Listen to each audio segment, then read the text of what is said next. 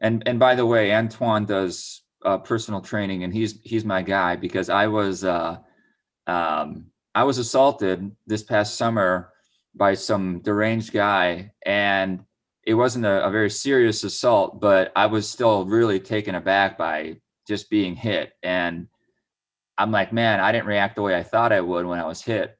The guy just didn't hit me too hard, but he hit me in the chin, and I thought, wow, that's not. It's funny how when you're in the situation, well, you know this. I mean, you've been in those situations, those intense, uh, sometimes life-threatening, in your case, situation. The guy, for me, I don't. He had a knife actually, so I was really freaked out. But he never pulled it out. I just didn't know. He's very unpredictable. Anyway, my point is I got all like tense, and it wasn't how I thought I would react in such a situation where you hope you're going to be a little bit more relaxed and can try to get out of it peacefully. So I says, Anthijuan, help me out. I I need some like training on how to defend myself and not get all freaked out. So anyway, Anthijuan and I started training together, which is what we do now. And this is actually after I met Anthijuan, but we actually have quite a history, and I could talk a half hour about that, but I won't. Um, but this last summer, you were on my YouTube channel when we did the Stop the Bleeding series with Mad Dads. In the face of all that violence last summer, which is what I suppose was what hit me in the face. But it took a lot of lives from this past summer. I mean, it was super bad. Um, and then also, I initially met you because your aunt was killed in a was it your aunt? Yeah, it was my aunt. Yep. She was killed. Bunny Beeks was killed in a she was caught in crossfire from a gang shooting. But it wasn't Bunny. Bunny is my cousin. She's a I'm daughter. sorry, It was Burdle. Burdell. Burdell.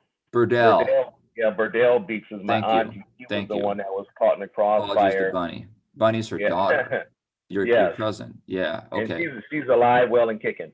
Yes, she is. She's now a fierce advocate and doing amazing things. Absolutely. Um, Be the voice. Be the voice. Be the Voice is her organization. Yeah. So your family's remarkable. And um, anyway, just to sum up what I was saying here, I'm talking to you, and I think, man, here's a guy that's really rare in that you sit back, you don't, you're not fiercely, because if this is my problem. I'm on the internet too much, and I see the world through the lens of YouTube comments or Twitter feeds. And so the way I see it, you're either just militantly pro police, or you're the opposite. And the police are just, they need to go away 100%.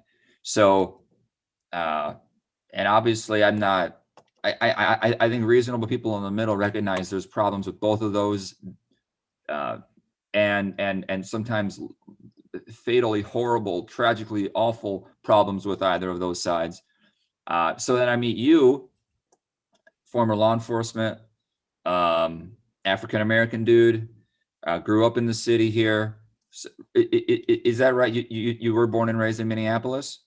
Absolutely. Yeah, yeah. So local guy, and I mean, you've got so much, and so again, just to sort of toot your horn a little bit. I think this is super valuable, to get your perspective, and I hope people reach out to you because there aren't enough people like you on the, in the media, being heard, uh, just in general. There's not a lot of reasonable voices in the middle, and then in this particular case, you're an especially needed middle voice. Um, Gosh, I hope not only do people reach out to you more for your insights, but also your services. Like, you have one hand on the community and one hand on law enforcement, and coming together to make what you said at the beginning, and that's safe neighborhoods.